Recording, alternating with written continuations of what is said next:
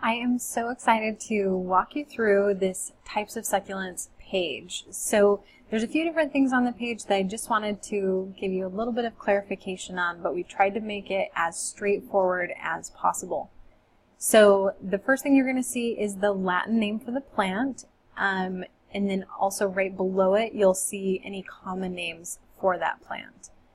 Then we're going to have a quick little description of it. You'll obviously see an image of it here, and we're going to add more of those over time. So if you check back, we may be adding more images to these. And then under the quick look, the first thing on here is how much sunlight it needs.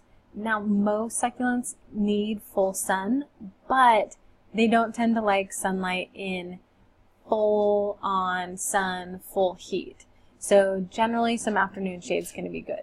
But if they're well rooted, they can handle full sun for the whole day. So right here you're going to see full sun to partial shade, and then right below that I mentioned whether or not it can be grown indoors.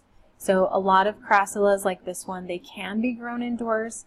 They just need to receive a lot of bright sunlight, and realize you may not get a lot of this color on the edge of the leaves as it's grown indoors. They'll stay a little bit more of a deep green. And then next up we have the water needs for a succulent. So you can click here to see the blog post on how to water succulents and the soak and dry method. And we'll make note if this is one that's sensitive to overwatering. Next up you'll have the size that it can grow to be.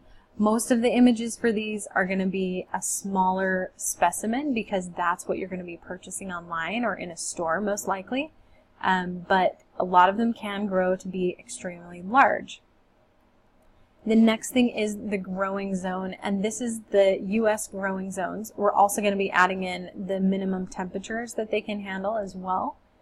And then whether or not they are cold hardy.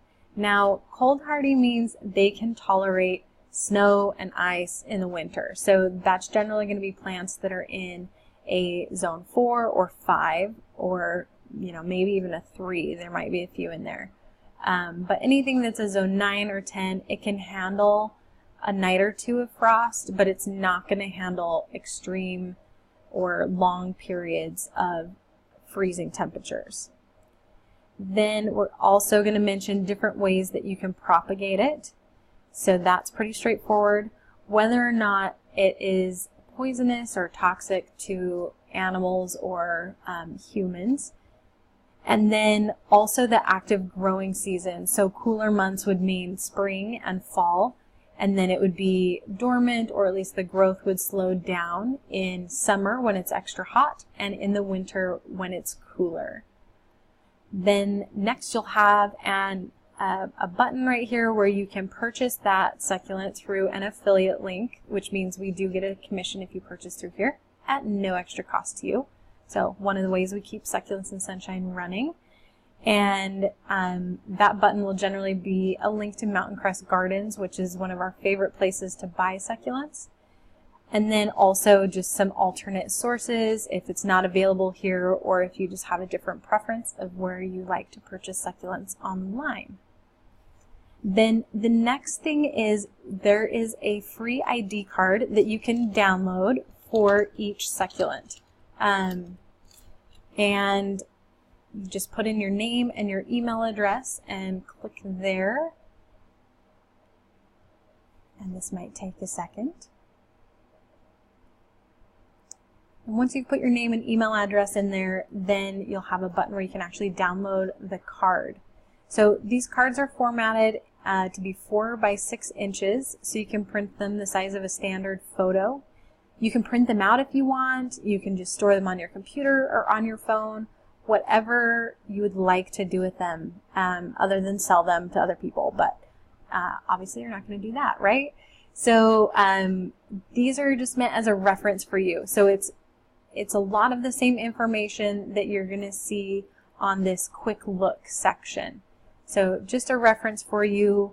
Maybe you can sort them by which succulents you own, which succulents you want to buy, whatever you want. It is up to you.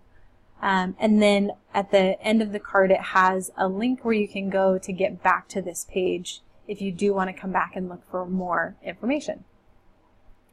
So then the next section after the ID card is a much more detailed care information section.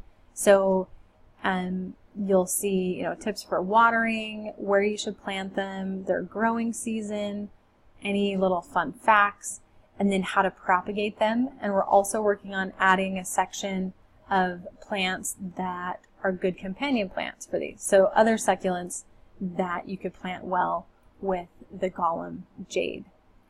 And then if you want to learn more about growing succulents, there's always our course, Successfully Growing Succulents, to help you make your succulents look awesome and grow the best they can. So that's an overview of the types of succulents pages that we're coming out with. We'd love for you to share these with friends or family or anyone who's getting into growing succulents. Maybe if you're gifting a succulent, you can download the ID card and give it to the recipient, and that way they can come back here and learn more.